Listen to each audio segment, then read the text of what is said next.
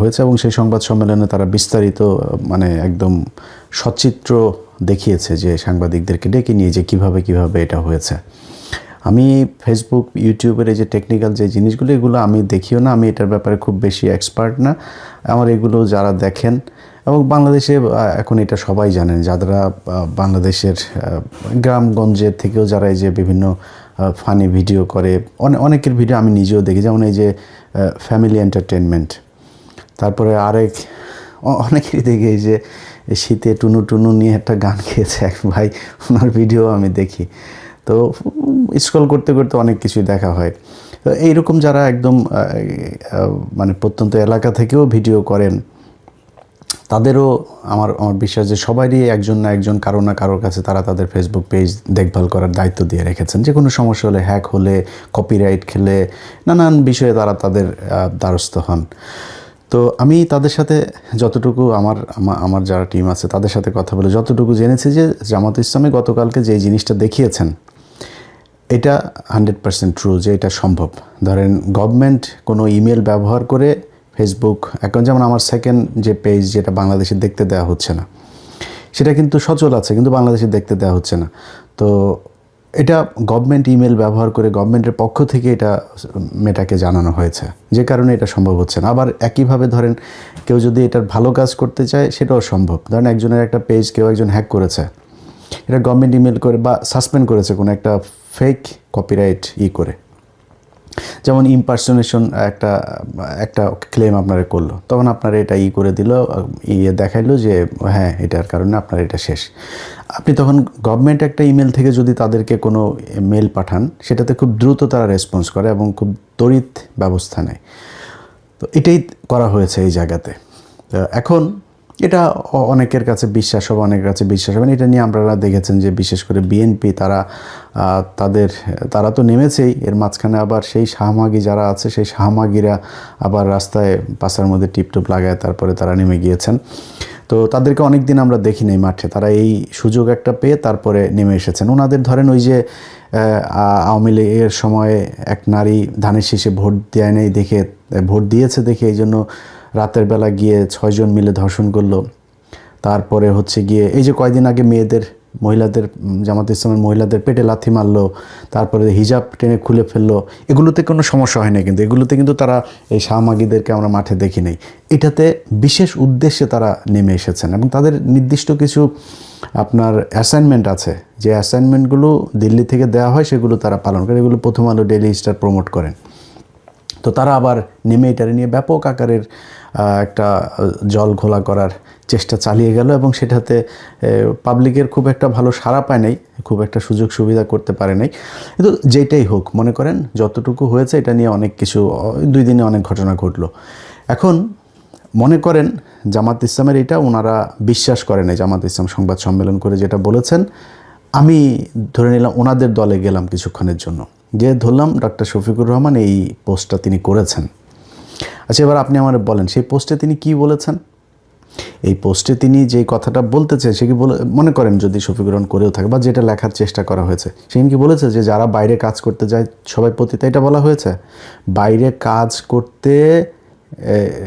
কাজ করতে যায় সেসব নারীদেরকে পতিতা বানানোর চেষ্টা করা হয় বা বানানো হয়, তারা নিজেরা সবাই এটা বলা হয় নাই কিন্তু। আচ্ছা, এখন আমি যদি ওনার পোস্টকে এখন মানে ডিফেন্ড করি, তাইলে আমি কিছু কথা বলে আপনাদের মানে কারো পছন্দ হবে না, সেটা আপনার ব্যাপার। আমি আমার মন্তব্যটা বলি। আচ্ছা ভাই, ধরেন বাংলাদেশে যেসব নারীরা কাজ করতে যায়, এই দেশে আমার অনেক মা বোন, আমার দেশের মানুষ অনেকেই বাইরে কাজ করতে যায়, তারা সবাই মাঠে গিয়ে গিয়ে বসেদের সাথে ঢলাঢলি করতে চায় এরকম না।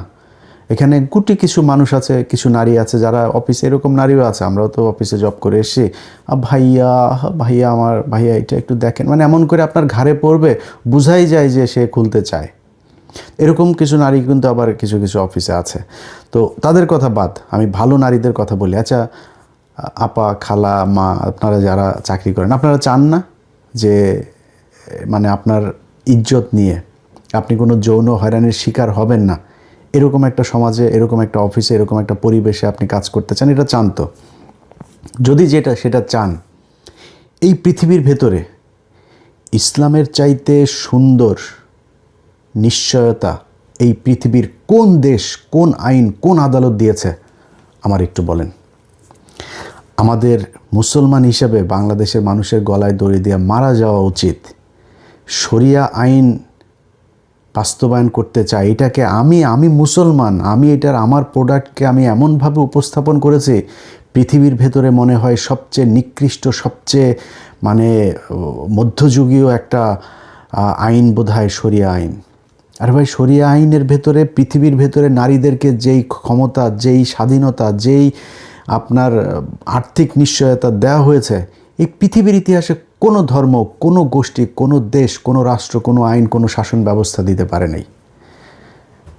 আপনি চ্যালেঞ্জ করবেন, আপনি বলেন এই পৃথিবীতে এমন কোন দেশ আছে, কোন দেশের আইন আছে একজন নারীকে আপনি বিয়ে করবেন, বিয়ের আগে আপনাকে নির্দিষ্ট দেনমোহর করতে হবে। আমরা আমাদের দেশে দেয় না, মাপ চায়, তারপরে বলে ওকে ঠিক আছে, যে ওরাও জানে, মানে এটা আমরা এই শরিয়ার এই ইয়েটাকে আমরা এমনভাবে ব্যবহার করেছি যে কারো যদি একজন ডিভোর্স হয় তখন সে টাকাটা পাবে, ওই দর কষাকষি করে যে 30 লাখ 50 লাখ, এখন তো কোটি টাকায়ও দেনমোহর হয়, দেয় না কেউ, না দিয়ে কী করে ওইটারে, ওই যে যখন ডিভোর্স হয় তখন ওইটারে নিয়ে এক গুতাগুতি শুরু হয়, হ্যাঁ এই টাকা এখন দিতে হবে।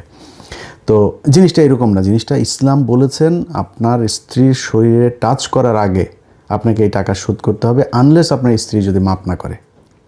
যদি মাপ করে দেয় সেটা ঠিক আছে। আচ্ছা, এখন আমাদের সবাই ওইটাই করে।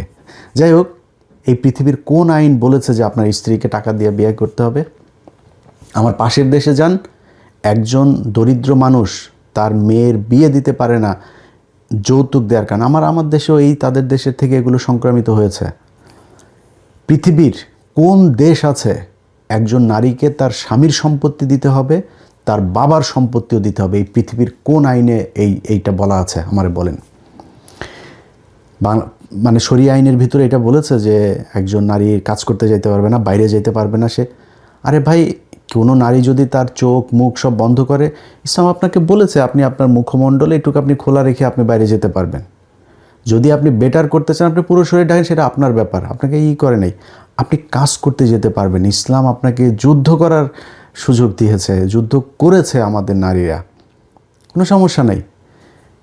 কিন্তু শরিয়া আইন মানে এমন একটা গজবের মতো তৈরি করেছে, এমন এই কথাটা শুনলেই মানে মনে হয় যেন বিশাল এক ভাই, রাসূল সাল্লাল্লাহু আলাইহি সাল্লাম বলেছিলেন যে উনি এমন একটা শাসন ব্যবস্থা রেখে যাবেন যেখানে মদিনা থেকে, আমি ভুল করলে সংশোধন করেন, আমি আসলে তো আর মানে আলেম না, যে কারণে আমার ভুল হইতেই পারে, একবার পড়েছি যতটুকু মনে আছে সেটা বলছি। মদিনা থেকে একজন নারী সিরিয়াতে যাবেন, গভীর রাতে, তার মনের ভেতরে আল্লাহ ছাড়া আর কোনো কিছুর ভয় থাকবে না, এমন একটা সমাজ ব্যবস্থা উনি রেখে যেতে চান। এটা মানে কি? মানে হচ্ছে যে আপনি যখন আপনার সমাজে, যখন আপনি বাংলাদেশে একটা নারী রাত 3টার সময় বের হইতে পারবে একা একা, তো সে খেয়ে ফেলবে। তো এটাই ইসলাম, এটা করে দিয়ে গিয়েছে। রাসূল সাল্লাল্লাহু আলাইহি সাল্লাম আসার আগে একজন নারীকে পুঁতে ফেলা হতো, জন্ম নেওয়ার আগে পুঁতে ফেলা হতো। সেই সমাজে রাসূল সাল্লাল্লাহু আলাইহি সাল্লাম জন্ম নিয়েছেন এবং সেই সমাজে তিনি বলে গিয়েছেন যে আপনার সবচাইতে বড় নিয়ামত হচ্ছে আপনার কন্যা সন্তান। একজনকে জিজ্ঞেস করা হয়েছে যে ইয়া রাসূলুল্লাহ, বাবার অধিকার বেশি না মায়ের অধিকার? বলেছে মায়ের। আবার জিজ্ঞেস করেছে তারপর কার? বলেছে মায়ের। তারপর কার? মায়ের। তারপরে তোমার বাবার। এটা ইসলাম। আমরা এটারে এমনভাবে উপস্থাপন করেছি, আমি খুব আশ্চর্য হই, এটার নাম মুসলমান। আরে ভাই, আমি পৃথিবীর বৈশ্বিক কারণে আমি নিজেই বলেছি, আমি কয়দিন আগে বলেছি, এখনও বলছি যে আমি এই মুহূর্তে বাংলাদেশের শরিয়া আইন পালন করার জন্য যেই পরিবেশ, যেই আমাদের নিজস্ব এখন আমি ধরেন বললাম যে হ্যাঁ আমি এখন শরিয়া আইন চাই, আপনি শরিয়া আইন চাইলে আপনি সুদ খেতে পারবেন না, আপনি সুদ নিতেও পারবেন না। আপনার রিজার্ভ কত আপনি জানেন? আমার বিশ্বব্যাংকের কাছে লোন আছে কত, IMF-এর কাছে লোন আছে কত, জাইকার কাছে লোন আছে কত, চীনের কাছে লোন আছে কত। আপনি দিতে পারবেন, পরের দিন আপনি দিয়ে দিতে হবে, আপনি সুদ খাইতে পারবেন না, নিতেও পারবেন না, দিতেও পারবেন না, সাক্ষী থাকতে পারবেন না, লিখতে পারবেন না, 4 জন যাবে হাজতে দোজখে, আপনি পারবেন না। তো আমার সেই সুযোগ আছে? আমি এখন মুখাপেক্ষী হয়ে আছি আমেরিকার কাছে, আমি চারিদিকে আমার সমস্যা, আমি পশ্চিমা সব দেশের ছাড়া আমি চলতে পারি না। সো আমার এত সাহস ভাই নাই, আমি এত ক্ষমতা দেখাইতেও পারবো না, আমি পারি না। যারা পারবে, যেমন আপনার চরমনায় পীর সাহেব, উনি পারবেন। তো ওনারা ওয়াজ করতে গেলে কি করেন, নারীদের পর্দা, নারীদের পর্দা। আরে ভাই, সূরা নূরের ভেতরে যেখানে আপনি এই পর্দার কথা বলা আছে, সেই পর্দার কথা বলার যে আয়াতে বলেছেন নারীদেরকে পর্দা করতে হবে, তার আগের আয়াতে, রিপিট, তার আগের আয়াতে বলা আছে আপনি পুরুষকে পর্দা করার কথা, আমার দৃষ্টি অবনত রাখার কথা বলা হয়েছে নারীকে দেখলে। আপনি দেখেন না তারে, কেউ যদি হয়ে থাকে, সে তারটা করেছে, সে তারটা ভায়োলেট করেছে, আল্লাহ বলেছেন তাকে পর্দায় থাকতে, সে থাকে নাই, আপনি থাকেন, তাইলে তো হয়ে যায়। আমি তো আমেরিকায় আমি তো দেখি কোনো পুরুষ তো মেয়ে মানুষের দিকে তাকায় থাকে না। আমি মানে এগুলি রাস্তাঘাটে দেখি, বুঝছেন, বুড়া বুড়া মানুষ, বিশেষ করে জ্যাকসন হাইটে গেলে বুড়া বুড়া মানুষ অ্যাঙ্গেলে ট্যাঙ্গেলে হালকা করে একটু ঘষা লাগানোর চেষ্টা করে। এটা আমাদের বেটারা করেন, এই আমেরিকার বেটারা করে না তো। এগুলো কি ন্যাংট হয়ে আসে না, কি হয়ে আসে, তার কেয়ারও করে না, সে তার মতো নিচের দিকে তাকায় আছে, বই পড়ছে, ফোন দেখছে, কেয়ারও করে না। তো আপনি ওরকম করেন, সমস্যা কোথায়? সব চাপাই দিতে হবে মেয়ে মানুষের উপরে। তো ওনারা এই মেয়েদের নিয়ে এগুলো বলে, যার সমস্যা তারা আপনি ঘরের মধ্যে নারীকে আটকায় রেখেও তারা ঠিক রাখতে পারবেন না। কেন পারবেন না? ধরেন এই যে চরমনের দুইজনের কথাই বলি, একজন হচ্ছে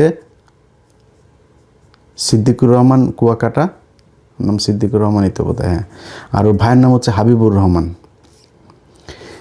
এই দুই ভাই আপনি ইউটিউবে সার্চ দিয়েন, আবু বকর নামে একজনের বউরে এই সিদ্দিক করে নিয়ে আসছে, আপনার ভাগায় নিয়ে আসছে। তাও ভাগায় নিয়ে আসছে না, তারে নিয়ে বিয়ে না করে দীর্ঘদিন তারা আপনার ছিল, এবং এখনও বিয়ে করেছে কিনা এটার নিশ্চয়তা নাই। সেই মহিলাকে এই আবু বকর সাহেবের স্ত্রীকে নিয়ে যায়, আপনি ইউটিউবে সার্চ দিবেন যে আবু বকরের স্ত্রীকে ভাগিয়ে নিল কুয়াকাটা, দেখেন ওইখানে আছে। এই হাবিবুর রহমান মিসবা এই আরেকজনের বউরে নিয়ে আসছে। তো তারা কাদের বউকে নিয়ে আসছে? রাস্তায় বেপর্দা এক মেয়েকে নিয়ে আসছে, আরেক আলেমের বউকে নিয়ে আসছে, যার কিনা মুখ থেকে নাক চোখ কোনো কিছু দেখা যায় না। তা আপনি তো পর্দা করে, ওই নারী তো আপনার হাত থেকে বাঁচতে পারে নাই, ওই মহিলার হাজব্যান্ড আপনার হাত থেকে বাঁচতে পারে নাই, তার বউকে আপনি নিয়ে আসেন, ছোটো ছোটো বাচ্চা রেখে সেই মহিলা চলে এসছে আপনার কাছে। তো আপনার কাছে পর্দা করে লাভটা হইলো কি? কারণ ওনারা এটারে ব্যবহার করেন। কেউ যদি শরীয়তকে ব্যবহার করে নিজের মতো করে নারীদেরকে করতে চায়, সৌদি আরবে, বাংলাদেশের একজন মানুষ যায় যদি নাকি চুরি করে, তার আপনি হাত কেটে দিবেন। কিন্তু সৌদি আরবের একজনের মেরে ফেললেও তার কোনো বিচার নাই। ঘরে কাজের বুয়া নিয়ে একটারে করলে সেটারও কোনো বিচার নাই। ওনাদের জন্য আবার আলাদা, এটা আবার কাস্টমাইজ করে শরিয়া আইনকে তারা তাদের মতো করে ব্যবহার করে। ওইটা তো ইসলাম না। ইসলাম কোরআন যেটা বলেছে সেটাই ইসলাম। এর বাইরে পৃথিবীর কোন দেশ ইসলাম, কোন হুজুর কেমনে কি ব্যবহার করলো, ওইটা আমার দেখার বিষয় না। কোরআনের বাইরে শরিয়ার কোনো কিছু নেই। সেই কোরআন আপনাকে বলেছে শরিয়ার মধ্যে যে একজন মানুষের, একজন নারীর অধিকার কি, সেটা স্পষ্টভাবে বলে দিয়ে গিয়েছে। একজন বলতে পারেন যে ধরেন ভাই, শরিয়া আইন তো এটার চাইতে, আপনার যেই সব দেশে শরিয়া আইন আছে তার চাইতে তো যেই সব দেশে শরিয়া আইন নাই, তারা আমাদের চাইতে অনেক ভালো আছে। হ্যাঁ, আমাদের চাইতে অনেক ভালো আছে, মানে আপনার কাছে মনে হইতে পারে অনেক ভালো আছে। ধরেন পশ্চিমের অনেক দেশ, তাদের প্রচুর সম্পত্তি আছে, প্রচুর টাকা পয়সা। একটা মানুষ বাংলাদেশে যদি চিকিৎসা নিতে যায়, ঢাকা মেডিকেলের যদি তার লোকজন না থাকে, সে ঢুকতেও পারবে না। ঢুকলেও যায় ওই মেজের মধ্যে পড়ে থাকতে হবে, বাইরে পড়ে থাকতে হবে, 10 দিনে কোনো ডাক্তার আসবে না, তার মতো করে সে ওইখানে পড়ে থাকবে। কিন্তু এখন যদি আপনি লন্ডনের একজন মানুষের হয়, কল দিবে, সাথে সাথে ঘরে চলে আসবে, এসে আপনাকে নিয়ে যাবে, হসপিটালে চিকিৎসা করাবে, করায় টরায় সব কিছু সুস্থ করে তারপরে আপনার ছাড়বে। তো বিশাল আকারের ব্যাপার না? আমার দেশে তো সেই টাকা নাই, আমার দেশের সরকারের সেই অবস্থা নাই। কিন্তু আমার দেশে অনেক কিছু আছে, যেটা আছে সেটা শুধুমাত্র ইসলামের কারণে। কি আছে আপনারা বলি।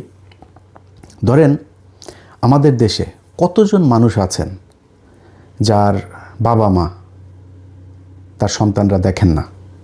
কত পার্সেন্ট আছে সেটা? আমি আমার গ্রামের কথা, একদম প্রত্যন্ত গ্রামে, চুয়াডাঙ্গাতে আমি বড় হয়েছে। আমার গ্রামে আমার মনে আছে, আমি ছোট ছিলাম তখন, তো একজনের 5 ভাই 6 ভাই, তারা প্রতি বছর যখন ধান আসতো, ওই সবার ঘর থেকে 2 মণ 3 মণ 5 মণ করে, যাদের যেরকম সামর্থ্য ছিল, এই ধান তার বাবা মাকে সব ভাই মিলে দিত। আর তারা খাইতো টাইতো যা, সেগুলো সব ওদের এই ভাইদের ঘরে, এই ভাইয়ের ঘরে 1 মাস, ওই ভাইয়ের ঘরে, বা সবাই মিলে খাবার দিত, এরকমভাবে খাইতো। আর ওই যে ধান টান দিত, ওইটা তাদের পকেট খরচ, বাজারে গিয়ে একটু চা খাবে, বিড়ি খাবে, এগুলোর জন্য দেওয়া হইতো। আর বাবা মার প্রতি সবার সমান সম্মান। তো এই যে মানুষগুলো, যে 2 মণ ধান কিন্তু তার জন্য বিশাল ব্যাপার, অনেক কষ্ট করে তার এটা দিতে হয়। সেই মানুষগুলো তার মাকে ফেলে দেয় না তো। একজন রিক্সাওয়ালা তার মাকে ফেলে দেয়, তার বাবাকে ফেলে দেয়, সে তার মাকে নিয়ে বৃদ্ধাশ্রমে রেখে আসে?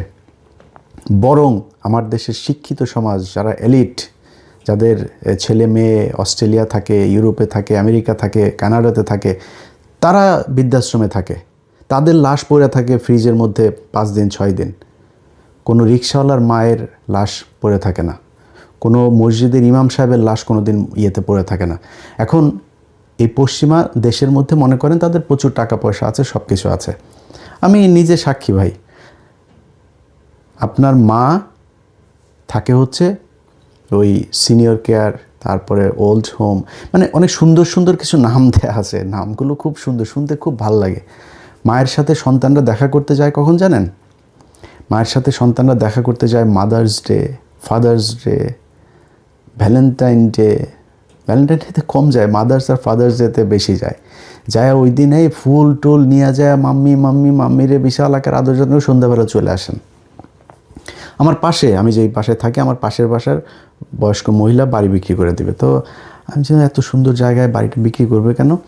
পরে শুনলাম যে ওর ছেলে মেয়ে, একটা থাকে ক্যালিফোর্নিয়াতে, আরেকটা থাকে লুজিয়ানাতে, তো বড় বড় চাকরি টাকরি করে।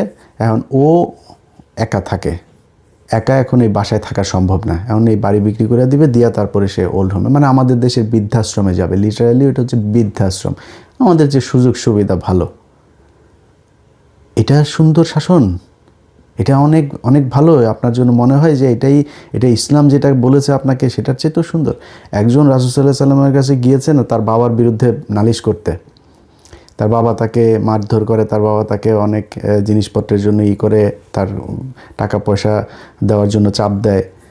তো রাসূল সাল্লাল্লাহু আলাইহি সাল্লাম সব কিছু শুনেছে। শোনার পরে তারপরে তাকে জাজমেন্ট কি দিয়েছে জানেন?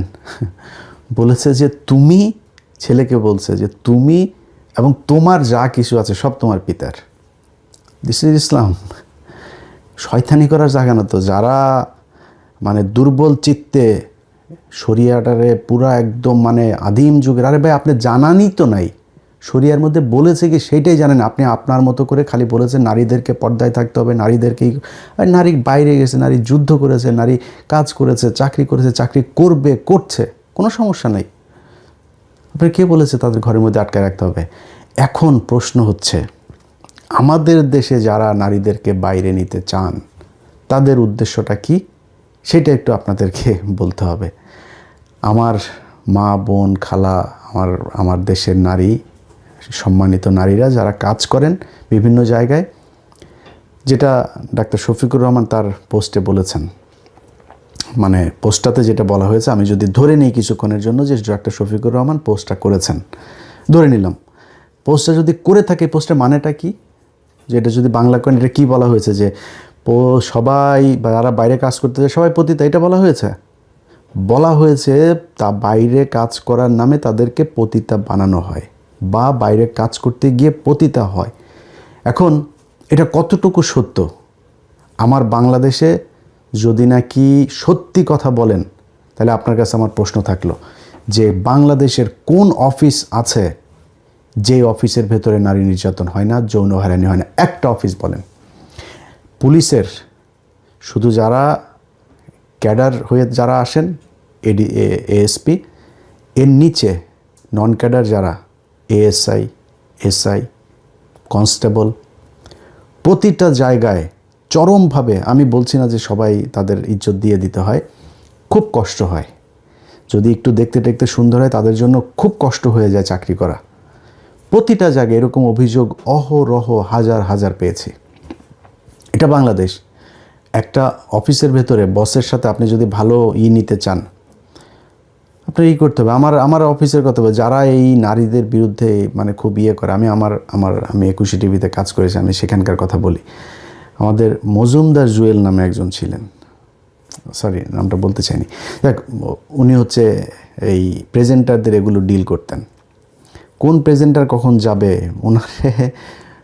ওনার এক প্রেজেন্টার আছে এখন চ্যানেল 24-এ আছেন, সুন্দরী নারী।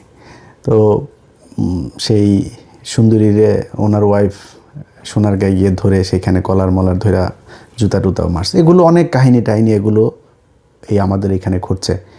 শিয়াল কখনো চায় না গৃহস্থ আপনার এই মুরগি তালা দিয়া তারপরে রাখেন, শিয়াল চায় মুরগিরে বাইরে থাকুক, খাইতে সুবিধা হবে। এইটা আমাদের দেশের কিছু শিয়াল আছে, তারা এদেরকে নিয়ে আসতে চায়।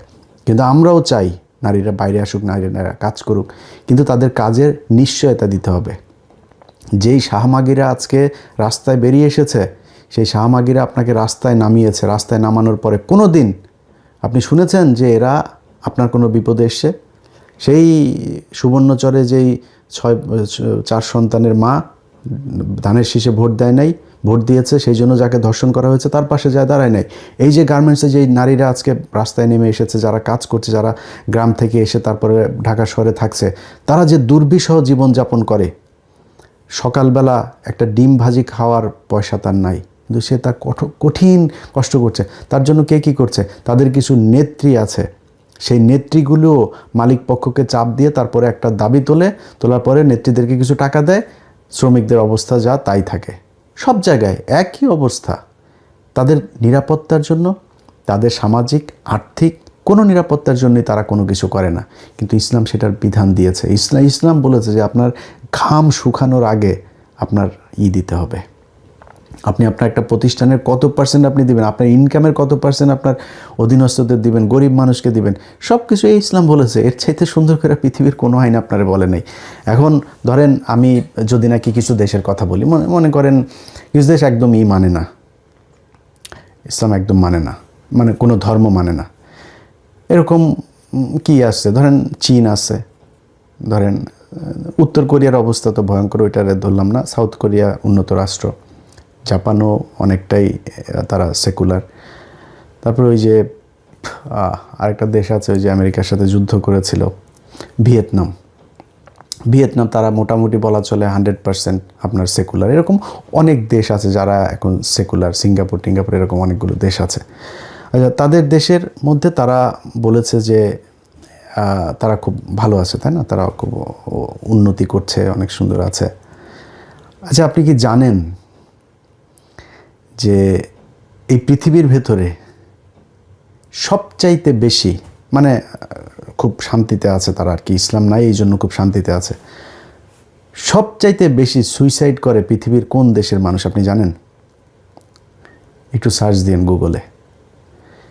পৃথিবীর কোনো মুসলমান দেশে আমাদের দেশের মানুষ, আমার বাংলাদেশের যেই পরিমাণে মানুষের সমস্যা, যে পরিমাণে ঘনবসতি, যত ঝামেলা নিয়ে একটা মানুষ বেঁচে আছে, এই মানুষগুলির ভেতরে যদি খালি ইসলাম না থাকতো, প্রতিদিন কয়েক হাজার মানুষ সুইসাইড করে মারা যেত। গ্যারান্টি দিলাম এটা।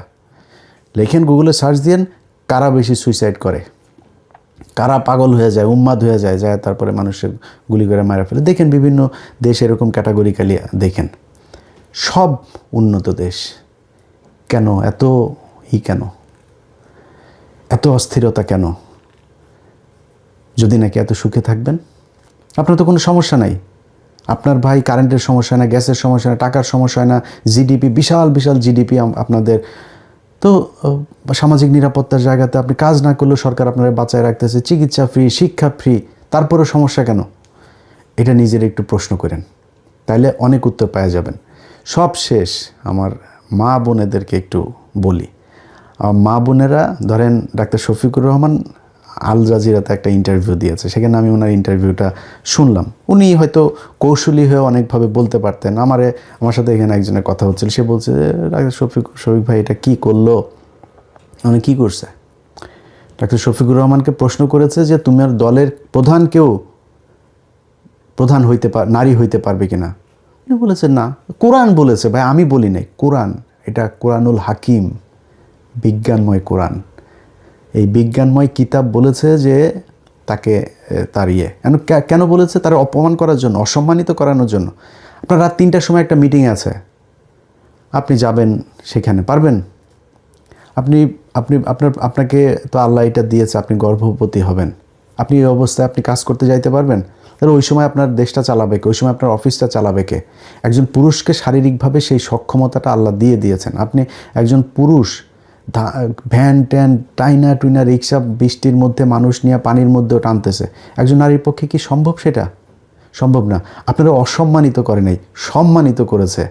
এটা বলে যে একজন নারীকে যতটুকু সহজ কাজ দেওয়া যায়, তো সহজ কাজটা কি? গৃহস্থালির কিছু ছোটোখাটো কাজ, এটাই তো। এই জন্য তাদের ধরেন বাসার বাড়ি টাড়ি এগুলো দেখা টেকা এগুলো তারা তাদের মতো করে করলো। তারা কিছুটা নমনীয়, তাদের শারীরিকভাবেও আল্লাহ তাদেরকে মানে সুন্দরভাবে তৈরি করেছেন। তাদের একটু শক্তির দিক থেকে তারা পুরুষের চাইতে একটু কম শক্তিশালী, এভাবে তৈরি করেছেন। তো তারা কম যেটা পরিশ্রম হয় এরকম কিছু কাজ করবে। এখন এটারে আপনি যদি মনে করেন যে খুব অপমানজনক, খারাপ জিনিস, আপনার সাথে আমি অ্যাগ্রি করলাম। অ্যাগ্রি করে তারপরে আপনারা একটা জিনিস বলি, কালকে থেকে বাংলাদেশে আমি চাই যান আপনাদের সাথে, যারা চান আর কি, তাদের সাথে আমি একমত হয়ে আমি বললাম কালকে থেকে বাংলাদেশে পুরুষদের সবারে বাদ দিয়ে দেওয়া হোক চাকরি থেকে। সব পুরুষকে বাদ দিয়ে সব নারীদেরকে আপনারা অফিসে দিয়ে দেন। তাহলে অন্তত আমরা মানে পুরুষরাও মানে নিশ্চয়তা থাকবো, ঠিক আছে ওখানে সব মহিলারাই করে, চুল টুল টানানি করে যেখানে পারে ওইখানে থাকুক, কাজ করেও কোনো সমস্যা নেই। পুরুষ তো নাই, শিয়াল তো নাই, তো শিয়াল না থাকলে তো সমস্যা হবে না। তো তারা কাজ করুক ওইখানে, করবেন যদি করতে চান ওইটাও করেন, আমাদের কোনো সমস্যা নেই। কিন্তু সমস্যাটা যেটা হবে, আমি ভিডিওটা শেষ করার আগে ছোট্ট একটা গল্প বলে নিই আপনাদেরকে। এইখানে আমেরিকাতে আমার পরিচিত এক আপা আছে।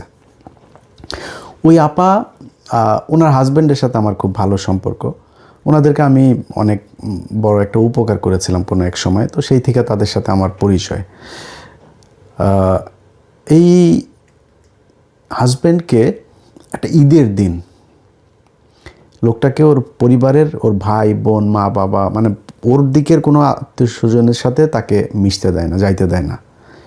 ঈদের দিন নামাজ পড়ার নাম দিয়ে ওই লোক একটু গিয়েছে ওর ভাইদের বাড়িতে দেখা করতে, এই পাশাপাশি থাকে, খুব বেশি দূরে না। তো নামাজের পরে একটু সে সন্দেহ হয়েছে, অথবা সে হয়তো পেছনে পেছনে ওই নামাজের ওইখান পর্যন্ত গিয়েছিল, গিয়ে তারপরে ফলো করেছে, দেখেছে যে সে নামাজ পড়ে কই যায়, তার ভাইয়ের বাড়িতে গিয়েছে। তার ভাইয়ের বাড়িতে সেমাই খাওয়া অবস্থায় কলারে ধরে টেনে তারপরে বাড়িতে নিয়ে এসছে। আচ্ছা, তো ওই ভাই আবার ওনার এই পারিবারিক এই বিষয়গুলো সব আমারে বলতো, এরকম সমস্যা, হ্যাঁ এই সেই, খুব ভয় পাইতো বুঝছেন। মনে করেন যে আমি ওনারে বলছি ভাই আমার টাকা লাগবে 1000, এমন ভাই এটা যেন কোনোভাবে যেন ও না জানে, বুঝছেন, এত ভয়ের মধ্যে থাকতো। তো এই মহিলা এখানে ওনাদের 2টা বাড়ি আছে, এই বাড়ির ভাড়া টাড়া যা আছে সব ওই মহিলাই করে। উনি এই বয়স হয়ে গিয়েছে, বেশ ভালো বয়স হয়েছে, এখনও খুব পরিশ্রমের কাজ টাজ করেন। তো উনি এই ছেলের বিয়ে করাবেন, ওই মহিলা ছেলের বিয়ে করাবেন। তো আমারে এসে বলল যে ইলিয়াস ভাই আমার ছেলের তো বিয়ে করাবো। ছেলেটা আমেরিকায় বড় হয়েছে, কোনো দিন বাংলাদেশে যায়ও নাই। তো বলছে ভাই আমেরিকান মেয়েদের তো বিয়ে করাবো না, এরা বেশি চালাক, আর বাংলাদেশে বিয়ে করাইতে চাই সহজ সরল দেখে একটা মেয়ে আমারে খুঁজে দিবেন, যাতে এখানে সব বাংলাদেশের মেয়েরা কিন্তু আবার একটু লোভী হয়, ওরা এসে কিন্তু আমার বাড়ি টাড়ি এগুলোর টিয়ে যেন এইসব টাকা পয়সার খবর টবর যেন না নেয়, একটু সহজ সরল দেখে, একটু গ্রামের মেয়ে দেখে, আমার সুন্দরী, আবার স্লিম লাগবে, সুন্দরী লাগবে, কিন্তু সহজ সরল গ্রামের একটা মেয়ে লাগবে।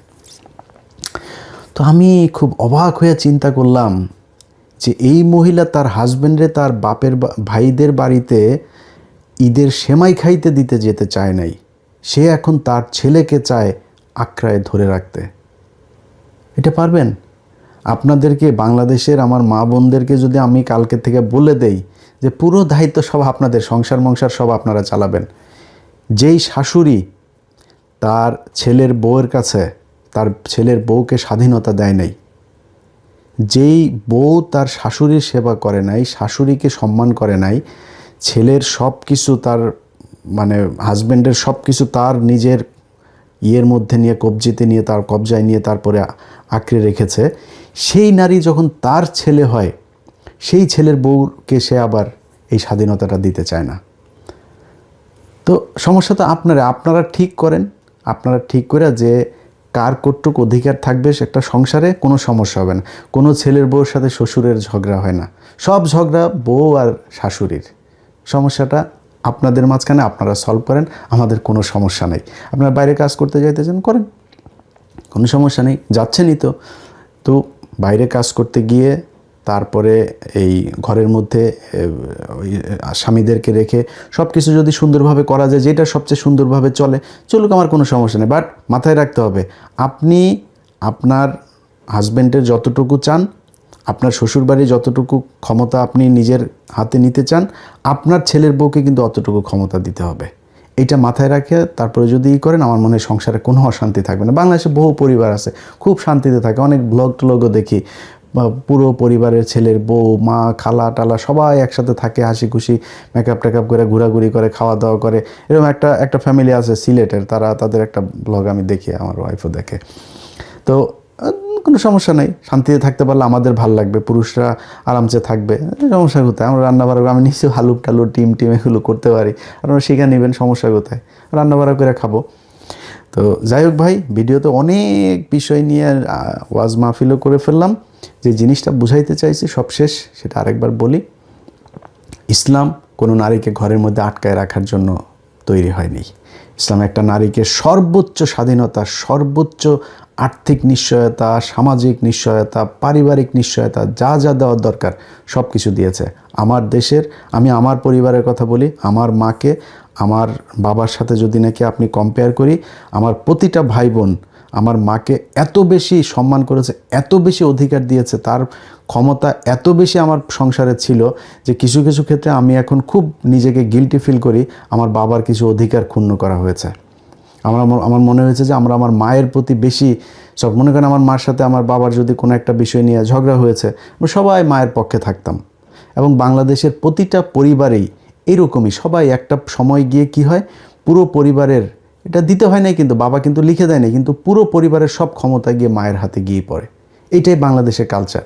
এখন এটার থেকে আমরা উঠে যাচ্ছি, এটা থেকে উঠে যায় আমরা নারীর বিশাল স্বাধীনতার কথা বলে যেই সমাজে যাচ্ছি, সেই সমাজে প্রতি 4 মিনিটে একটা করে ডিভোর্স হয়। পার্থক্যটা এখানেই। আচ্ছা, এবার সব কিছু শেষ, আলোচনা শেষ। এবার মূল পয়েন্টে আসি। ডাক্তার শফিকুর রহমানের যে পোস্ট নিয়ে যেটা বলা হয়েছে, সেটার ইয়েটা শেষ করে দিয়ে ভিডিওটা শেষ করি। আপনারা নিশ্চয়ই জানেন যে বিশেষ করে বিএনপির নেতৃত্বে একটা বিরাট আন্দোলন হয়েছে। বিএনপি আর কি নারীদেরকে অনেক সম্মান দেন, এই কারণে জামাত ইসলাম এত জঘন্য কথা বলেছেন নারীদেরকে নিয়ে, ওনারা সহ্য করতে পারেন নাই, বুকটুক ফেটে কালকে বহুত তারেং নারেং করেছেন, সারা দেশের বিক্ষোভ টিক্ষোভ করে কাপড় চাপড় সব ভিজায় ফেলছে। তো আমি বিএনপি একটা মাজলুম একটা দল, এই দলের অনেক নেতাকর্মী গুম হয়েছেন, জেল খেটেছেন, মারা গিয়েছেন। একজন এই যে জনি, তার বুকে অনেকগুলো, আমার মনে নাই, প্রায় একাধিক গুলি করে তাকে বোধহয় 8টা না 10টা গুলি করে তাকে মারা হয়েছে। বিএনপি একটা খুব অনেক দেশপ্রেমিক একটা দল, এই দলে অনেক ভারত বিরোধী মানুষ আছে, বাংলাদেশকে ভালোবাসে এরকম অনেক মানুষ আছে, তার বাইরে আরও অনেক মানুষ আছে। তো যারা খুব বেশি লাফালাফি করছেন যে জামাত ইসলামের এই যে এগুলো নারীদের প্রতি খুব ভালোবাসা দেখাচ্ছেন, এটা আমার খুব ভালো লেগেছে। ভালো লাগা থেকে আপনাদেরকে কিছু জিনিস একটু মনে করাই দেই। গেল 1.5 বছর আপনারা এই যে এত জুলুমের শিকার হয়েছেন না, গত 1.5 বছর আপনারা একটু শান্তিতে আছেন। এই 1.5 বছরে আমি মানে অল্প কিছু জিনিস আপনাদের সামনে তুলে ধরি। 22শে ফেব্রুয়ারি 2রা ফেব্রুয়ারি, অর্থাৎ আজকের খবর, আপনার মানব জমিন, চট্টগ্রামে ছাত্রদল নেতার বিরুদ্ধে তরুণীর ধর্ষণ মামলা, ধর্ষণের অভিযোগ, ছাত্রদল নেতা শিশিরকে দল থেকে অব্যাহতি, যুগান্তর 14 অক্টোবর কি 2024, মানে ইয়ের পরপরই 5 আগস্টের পরপরই শুরু হয়ে গিয়েছে। আচ্ছা, 28শে জুন 2021, এটা আবার একটু আগের, মানে আওয়ামী লীগের সময়ও ভালো পাওয়ার ছিল। ধর্ষণের অভিযোগে ছাত্রদল নেতার বিরুদ্ধে মামলা। এটা হচ্ছে ফেনীতে বিয়ের প্রলোভনে ধর্ষণের অভিযোগে জেলা ছাত্রদলের সিনিয়র যুগ্ম সাধারণ সম্পাদক কাজী নজরুল ইসলাম দুলাল সহ 5 জনের নাম উল্লেখ করে অজ্ঞাত আরও কয়েকজনকে আসামি করে মামলা দায়ের করে এক তরুণী। সময়, এইটা এই যে গতকালকের ঘটনা। ধর্ষণ চেষ্টার অভিযোগ ছাত্রদল নেতা সহ 3 জনের বিরুদ্ধে মামলা। ফরিদপুরের আলফাডাঙ্গা উপজেলা ছাত্রদলের আহ্বায়ক আব্দুল্লাহ আল মিলনের বিরুদ্ধে ধর্ষণ চেষ্টার অভিযোগ থানায় মামলা হয়েছে। বন্ধুর হবু স্ত্রীকে ধর্ষণ, গ্রেপ্তার ছাত্রদল নেতার জামিন নামঞ্জুর। চাঁদা না পেয়ে স্বামীকে মারধর, ঢাকা পোস্টের নিউজ। স্ত্রীকে দলবদ্ধ ধর্ষণের অভিযোগ। ভোলার তজুমুদ্দিন উপজেলায় চাঁদা না পেয়ে স্বামীকে মারধরের পর স্ত্রীকে দলবদ্ধ ধর্ষণের অভিযোগ উঠেছে স্থানীয় শ্রমিক দল ও ছাত্রদল নেতার বিরুদ্ধে। দুজন মিলেমিশে জামাতে করেছেন। তারপরে ইন্ডিপেন্ডেন্ট টিভির 29 এপ্রিল 2025 বন্ধুকে ছাত্রলীগ সাজিয়ে পুলিশে দিয়ে তার প্রেমিকাকে ধর্ষণ ছাত্রদল নেতার। নেত্রকোনার দুর্গাপুরে মঙ্গলবার বন্ধুকে ছাত্রলীগ তকমা দিয়ে তার প্রেমিকাকে ধর্ষণের অভিযোগে ছাত্রদলের এক নেতাকে আটক করেছে পুলিশ। ঘটনার পর ছাত্রদল থেকে ওই নেতাকে বহিষ্কার করা হয়। আটক উনি হচ্ছে ফয়সাল আহমেদ ওরফে দুর্জয়, দুর্গাপুর উপজেলা ছাত্রদলের যুগ্ম আহ্বায়ক। পিরোজপুরে অপহরণ ও ধর্ষণের অভিযোগে ছাত্রদল নেতা বহিষ্কার। দলীয় শৃঙ্খলা পরিপন্থী কাজে জড়িত থাকার অভিযোগে পিরোজপুরের নেসারাবাদ ছাত্রদলের নেতা মোহাম্মদ রুবেল হাওলাদারকে বহিষ্কার করা হয়েছে। বিবিসি, ভোলায় স্বামীকে আটকে রেখে স্ত্রীকে সংঘবদ্ধ ধর্ষণের অভিযোগ। শ্রমিক দল ও ছাত্রদলের 3 জন বহিষ্কার। যুগান্তর, 24 অক্টোবর 2025 প্রবাসীর স্ত্রীকে শ্লীলতাহানি, ছাত্রদল নেতার বিরুদ্ধে অভিযোগ।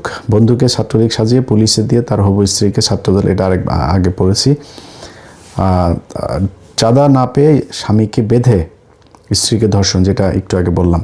আচ্ছা, আপনাদের প্রিয় পত্রিকা প্রথম আলো। নেত্রকোনায় বন্ধুর হবু স্ত্রীকে ধর্ষণের অভিযোগ, ছাত্রদল নেতা গ্রেপ্তার, দল থেকে বহিষ্কার।